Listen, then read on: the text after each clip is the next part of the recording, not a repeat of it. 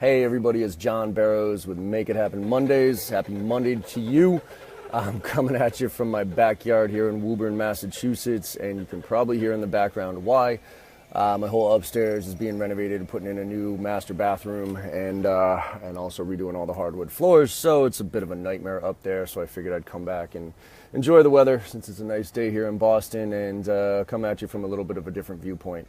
Actually, I spent the weekend here. You can see this. I spent the weekend putting together one of those American Ninja Warrior set obstacle courses for my daughter. She's 6.5, and for some reason she's all into it, which I love. So we spent the whole weekend building out the little obstacle course, going across the swing sets, down the slides, over to the zip line, all the way throughout the yard, and have to play a little bocce on the way out. So needless to say, had some fun with it. But today, it kind of plays into today's theme. The theme of today is really, which communication channel is the best one, and kind of the overarching answer to that question for me is be wherever they are. All right, so wherever your clients are, wherever your prospects are, that's where we need to be. And so, for instance, this is where I need to be today because it's way too loud in my office today. So anyways, keep fire off questions. Again, I'm going to apologize for the background noise. It'd be a lot worse if I was upstairs. So fire off questions in at Facebook here, or do them before, during, and after too. I'm going to actually pick a couple of questions that a few people came up with on the posts, on previous posts, and I'll address those. But the theme of today, which I wanted to talk about, because I get asked a lot, is, John, is it email? Is it phone? Is it, social? Is it Twitter? Is it in-mail? What is it, right? And I also hear all these people talking about, cold calling's dead or social's overrated or whatever. And, at the end of the day, it's not about any one of those tools, okay? Let's put it this way. Back in the day when sales there was no technology, no phones or anything, there was the killer app, which was knocking on doors. Like, you had to walk around and knock on doors, and that's how you communicated with people. And then the phone hit, right? And that was the killer app. That was like, holy crap, we have one way of communicating with people, so that's all in on that. And then email came out, and that was the killer app. So all of a sudden, that became the primary form of communication. But then after email, and when social started to hit, it kind of blew everything up. And so now it's not, it's not about any one of them, it's all of it.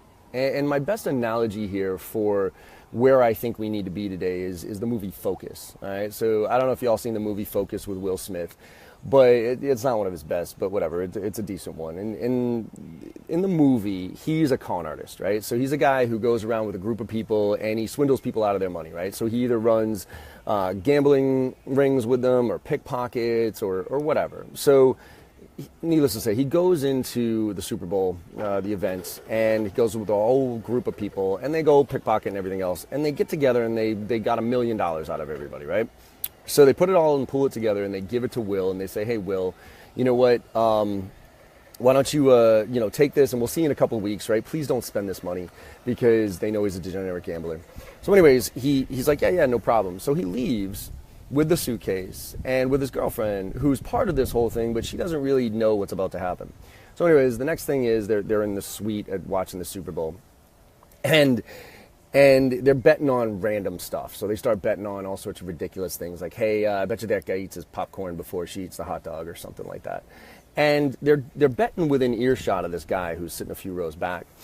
And the guy eventually leans in and says, hey, you mind if I get on that bet?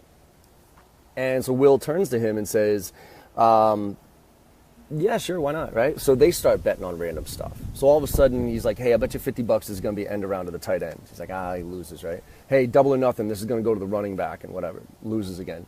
So long story short, doubles, loses the $1 million. And so you're watching this whole thing going, dude, are you kidding me? What are you doing right now? And his girl's freaking out about it because she doesn't know what's going on. And so as he's leaving, he looks back and he says, you know what, I got one more bet for you. And the guy's like, man, you're a glutton for punishment. What do you want to bet on now? So Will goes, I'll let you choose any number you want on the field, and I'll bet you I'll guess what number that you choose. And the guy's like, excuse me, like, there's 2 football teams down there. You out of your mind? And Will's like, you know what? I'll do you one better. You can choose the number, and my girl will guess what number you choose. And she's like, absolutely not, no way, like, no, I don't want nothing to do with this.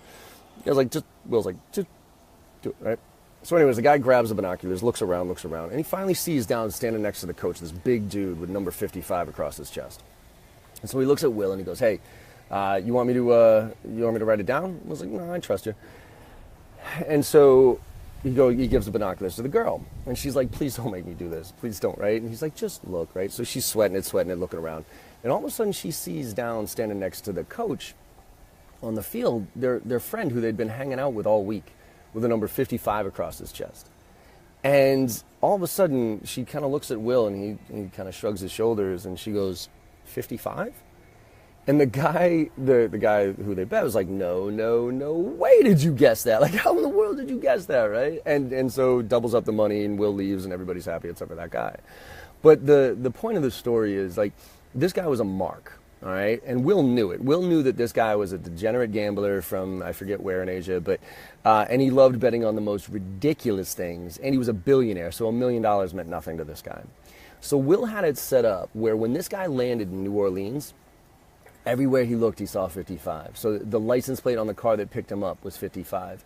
The protesters outside his hotel room were Union 55. The chandeliers in his hotel room looked like fives. The song that was playing in the suite was Rolling Stones, woo woo, and apparently in Mandarin, woo woo was 5-5. So everywhere he looked and everywhere he saw or everywhere he heard, it was 55. So by the time it was his time to make a decision on what number to choose, that was the number he was choosing. And that's where I think we need to be these days. I'm going to follow you on Twitter. I'm going to retweet you every once in a while. I'm going to send you an email. I'm going to join a group on LinkedIn and make a comment or two when you're in there. I'm going to send you an email. I'm going to make a phone call. And I'm going to be everywhere. So everywhere you look, you see 55. And if every piece is adding value and not always trying to sell, not always trying to be like, hey, I want to sell you something based on what you're saying there, eventually we start getting people to come to us instead of us always pushing on them. And so that's really what I'm trying to figure out right now. I mean, my contact strategy used to be, mixing it up between emails and calls. And that was it. It was email, call, email. I had a 6-touch campaign, right, where I would go after somebody 6 times in 30 days. That was my contact strategy. 6 unique touches in 30 days.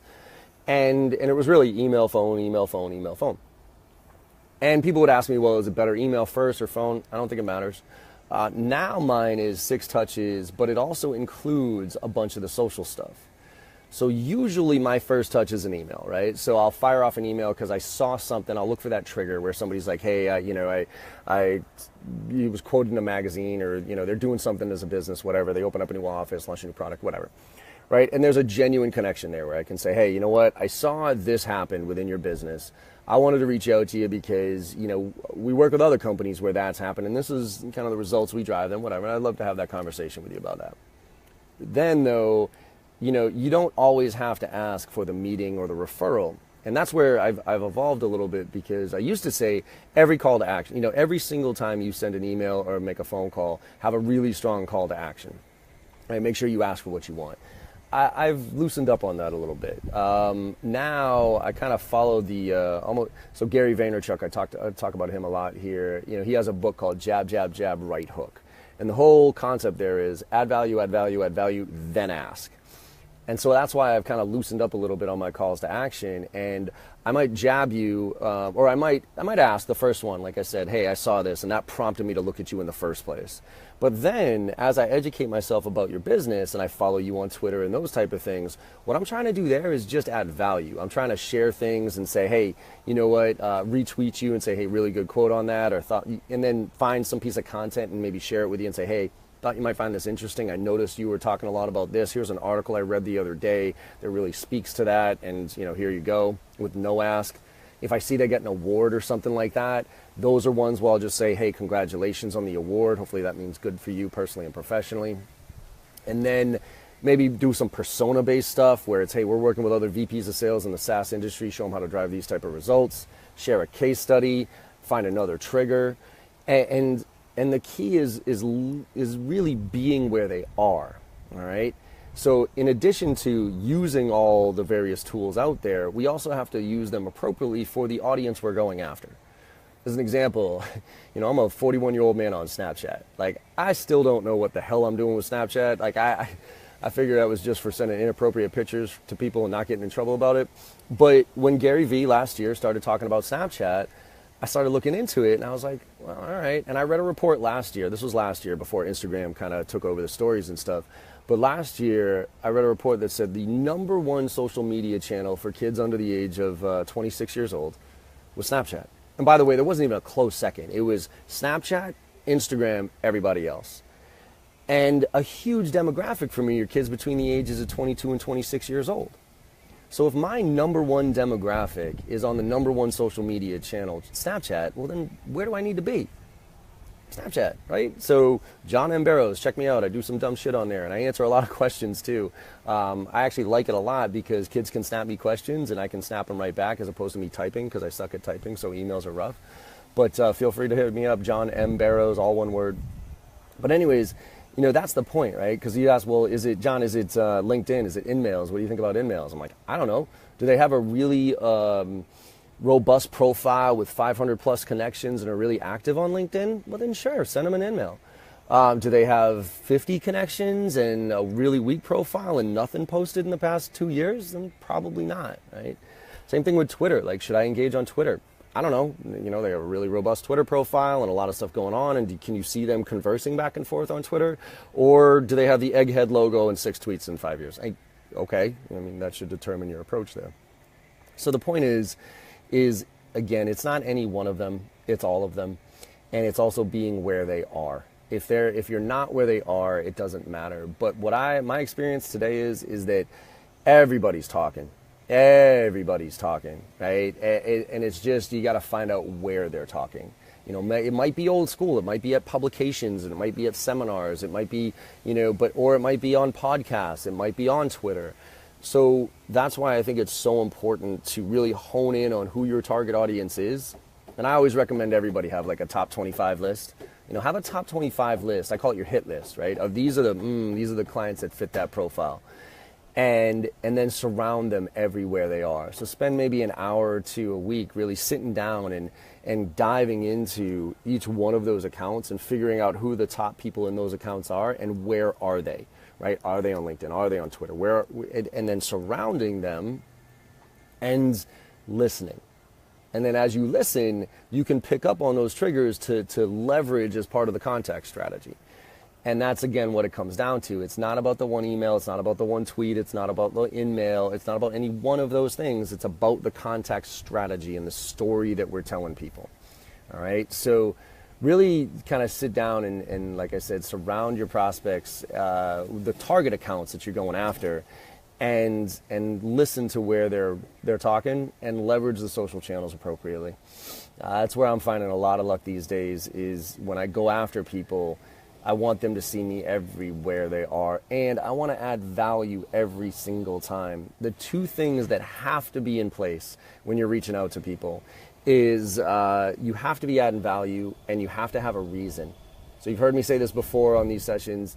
One of my favorite nuggets is starting all your calls off with the reason for my call is, right? Because if you can't finish that sentence, you shouldn't be making the phone call. So you have to have that reason for the call.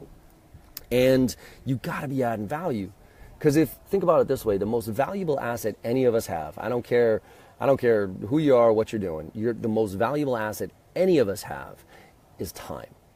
It's the #1 thing I can't get back.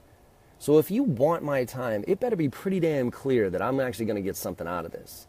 So that's why, for instance, when we send emails to people and say, hey, I'd like to talk to you about your 2017 priorities and how we can help you achieve your goals, that adds zero value. And by the way, that's what every other rep on the planet says.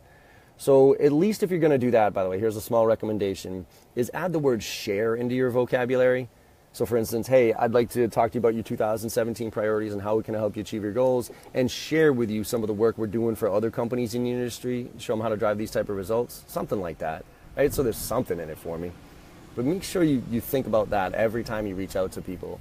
Because if you don't have a reason and you're not adding value, I actually think you're doing far more harm to your brand than good if you're calling to just touch base or check in or whatever it is, all right? So I'll take a couple questions here. Marcos, how you doing, man? So I like this question. What do you think about WhatsApp and other apps, chats and channels of communication with a prospect? So I'm going to kind of default to my answer before of be where they are. But at the end of the day, if somebody's on WhatsApp, yeah, go after them, man. I think, cell phones, for instance, I'll go a little bit more old school. Cell phones, I'm personally a little uncomfortable just randomly calling people on cell phones because I know how I feel when somebody calls me on my cell phone unsolicited and it's a sales call. I get a little annoyed. So I tend to shy away from cell phones. But man, there's some people I know that crush it calling cell phones. And there's actually a tool, let me find it. I'm going to give a little promo here for a product I came across the other day that helps you find cell phone numbers of people. Let's see, sales research. Yeah, it's called Lusha, Lusha. Go take a look at Lusha. You can get cell phone numbers of anybody. I don't know how they found the information, but, apparently it works. So but if somebody has their cell phone in their signature file, that means they're pretty open to getting calls on their cell phone. Same thing with WhatsApp. If somebody's very active on WhatsApp, see what happens. I know a lot of companies that are playing around with that. I mean, these chatbots are pretty crazy as far as what they're doing these days in engagement models. So, WhatsApp, any one of these chatbots that I'm playing around with, even Slack. I know there's a ton of Slack channels out there right now where you can dive into a Slack channel and get invited to it or whatever. And again, I might not try to hardcore sell, but I might try to, add value and butter them up a little bit and do the jab, jab, jab, and then right hook with maybe a little bit more traditional. But it depends on your market. It depends on who you're going after. I will say, I think it was Marcos, sorry, lost it. But I will say that... Yeah, Marcos. What I absolutely do is when I get somebody on the phone. So everything for me is about getting people on the phone, right? Because if I can get you on the phone, I can develop better rapport. I can qualify better. And so everything I do, like whatever social media channel it is to drive that initial phone call. And then, but once I have that phone call, then I'm going to ask you, hey, what's the best way to communicate with you moving forward here? Is it email? Is it cell? Is it WhatsApp? What is it? Because I don't want to guess, right? But once you tell me, that's pretty much the way I'm going to communicate with you moving forward here. And man, if you can get a if you can get a text relationship with a prospect or a client, those are fantastic because you know that they're getting that text. You know that they're getting it. So if they're not responding to you, that tells you something. So just to bring that, what's the best way to communicate with you moving forward a little bit further, because I love giving nuggets and tips. I think life is about expectation setting. I think I've said this before where, think about the last time you were pissed off about anything. I almost guarantee it's because your expectations were misset. And so if you think about why do clients get upset with us, right? Because we misset expectations about what our product or service can do.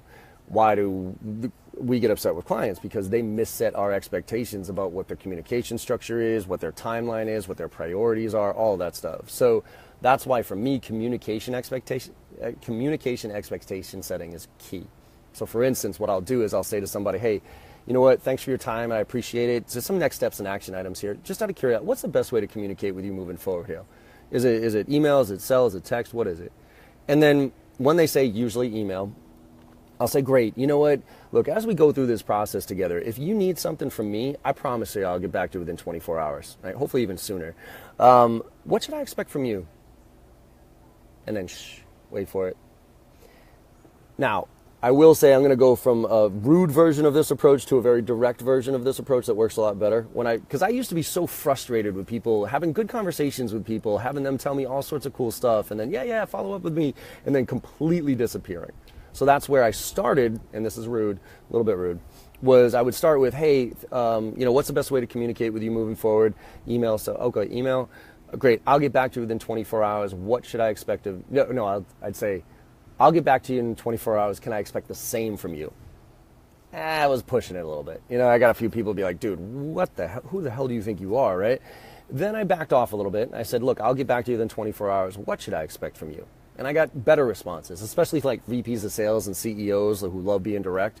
I was getting real, but everybody else, I started, they're still a little uncomfortable. Now I say, hey, I'll get back to you in 24 hours. What should I expect from you? The reason I ask is because I don't want to be the annoying sales rep here. You tell me to wait a week, I'll wait a week. And now I get most people, oh yeah, absolutely. If you don't hear from me within a week or so, John, feel free to call my cell or whatever it is. And I think it goes to the power of giving people reasons. That's what, going back to the reason for my call is, and why that's one of my favorite nuggets. Giving people reasons for your questions tends to let their guard down a little bit. A lot of people are wondering, sales reps, why are you asking that question? Why are you doing this, whatever? So I tell them why I'm asking that question. And when I do that, I get much better answers. So play around with that one. That one's a fun one to say, hey, what's the best way to communicate with you moving forward? Email, and preface it. Email, cell, text, WhatsApp, whatever. And I'll get back to you within 24 hours. What should I expect from you? The reason I ask is because I don't want to be the annoying sales rep and see what happens, okay? Try that one out. That one's fun. So let's go down to a couple more questions here. Brandon, how you doing, man? Your thoughts on multiple calls to same contacts per day. I've heard that third call might make it seem urgent, and you open with the reason for my call. So this one's interesting. I mean, I think if it's tied to something that you saw very recently, I think you can kind of get away with it, right? I think if you just saw somebody, launching a new product and they just did it within the past week or so or something like that, or just opened up a new office or had a really good quote in a magazine or an article or something like that, and it's something like, holy crap, like we have to talk about this right now because I have something that can solve that problem immediately. I think you can be more aggressive with your outreach, and I think you can maybe call 2 or 3 times to try to catch them live, for instance. I wouldn't leave 2 or 3 voicemails, but I wouldn't mind calling 2 or 3 times. You just got to be careful, though, with all of a sudden them recognizing your number and putting you into being like, yep, there's that phone number again. Like, there's a couple of people that are not in my cell phone, and I get the same, and I see the number, and these are more spammers, right? The ones who are, the auto dialer with the voice message, whatever. But I'm seeing those numbers. I see that number come up now frequently, and I avoid it at all. I've actually put it on my block list at this point. So I think as long as you're not overly aggressive. But I will say, Brennan, that my mentor, Jeff Hoffman, and if you're not following Jeff, I highly recommend it, mjhoffman.com. He's a guy that I resell some of my IP through, and I've learned a lot from. He has that exact philosophy. He says, look, I want to create urgency by showing urgency. So that's where he's going to, he had this, I don't know if he's still doing it, but he had this 5 touches in 5 days approach. Mine's 6 touches in 30 days because I like that. It's kind of like a Monday, Thursday, Tuesday, Friday, Wednesday, Monday type of contact strategy. But he's got a 5 and 5. And his whole theory is, I got to create urgency by showing urgency. So I think if it fits your style and you have something to talk about and you have a legit reason why, and you're not just going to pitch them and say, hey, we're the leading provider of some dumb shit, then yeah, go for it, man. Try it out, see what happens.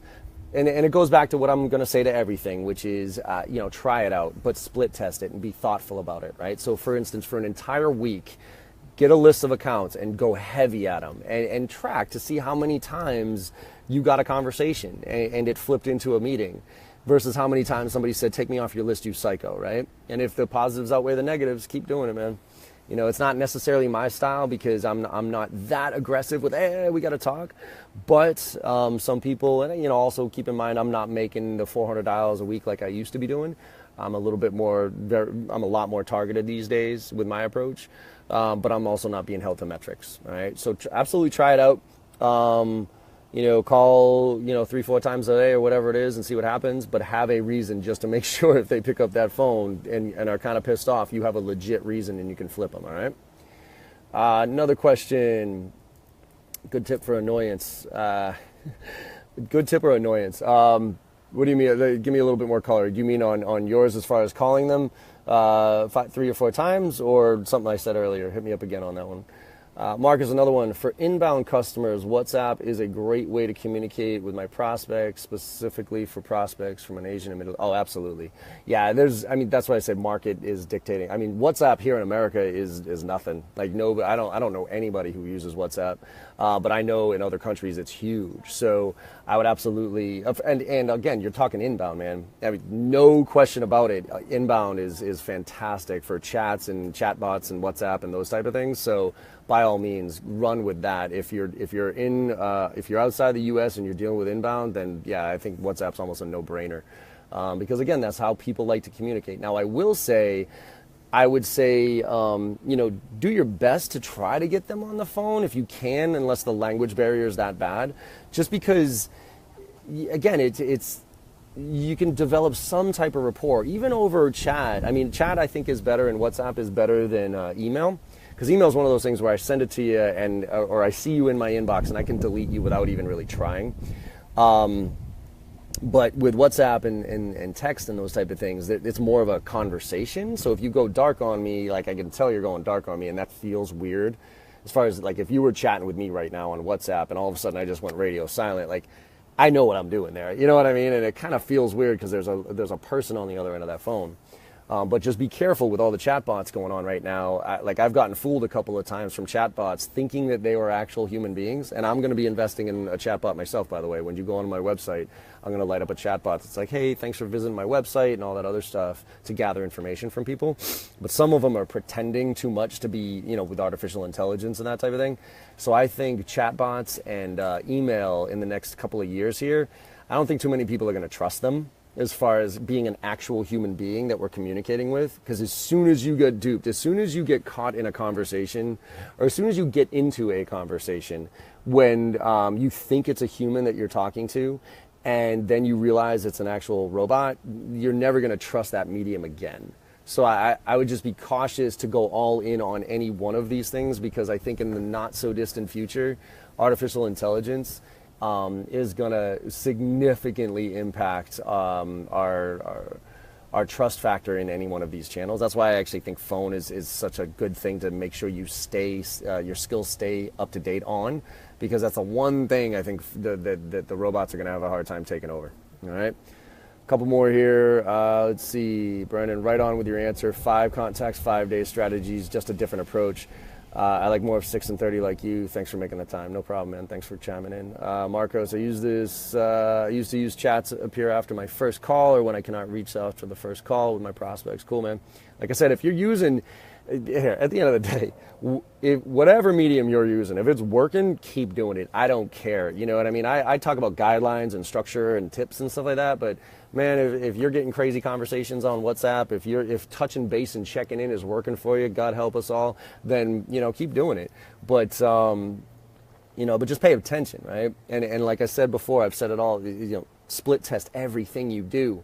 Put a conscious effort into saying, you know what, I'm going to try this week, and I'm going to be thoughtful about how I'm using this. And I usually keep a pen and pad next to my desk and just do 1, 2, 3, 4, 5, 1, 2, 3, 4, 5. Like how many times did I use it and how many times did it work or not work? And then just kind of, pull up the results at the end and say at the end of the week, okay, did that approach work or did it not work? All right. So that's about it for today. We're about 2 minutes left here. I do got to bounce here for another 5 calls, and then I'm off this week to, let's see, I'm going to San Francisco, Wisconsin, and New York. So if you're in any one of those areas, hit me up, say hi. And also, just 2 quick things here. I'm turning all these Facebook Live things into podcasts. So people keep asking me, John, you're going to do a podcast? And I got a million other things going on right now, so I don't have time to sit down and do a formal podcast. So I'm going to be putting these Facebook Live sessions on podcasts, so you can go on and download them. It's going to be Make It Happen Mondays. And also next week, I am going to have a very special guest, my good friend Coca Sexton, who is, if you look at any one of the top influencers or #1 social sellers in the world, that type of stuff. Coca is literally the #1 social seller on the world. He started, first he got a military background, but then he went in Inside View and he went into LinkedIn for a while, really ran social there and helped them define what social selling was. And then now he's over at Hootsuite and crushing it over there. And what I'm going to be talking about, Coca, about is personal branding versus professional branding. Because I'll tell you right now, I'm having and this is me asking him questions because I want to learn something myself here. I'm having a hard time struggling between my personal Facebook page and my business Facebook page. There's been so much crossover that now I have to be very conscious of what I put on my personal page. And I want to talk to Coca about his approach to that, and if he has any recommendations for the rest of us who are trying to balance those two. All right. So anyways, keep the questions coming. Hit me up on Snapchat, Instagram, Twitter. They're all John M as in Michael, Barrows, one word. Take a look at the store, buy some of my Make It Happen shit. It's fun stuff. It's getting some good pictures and stuff out there. I appreciate the love. And just make it a great week, everybody. All right. Make it happen. Like.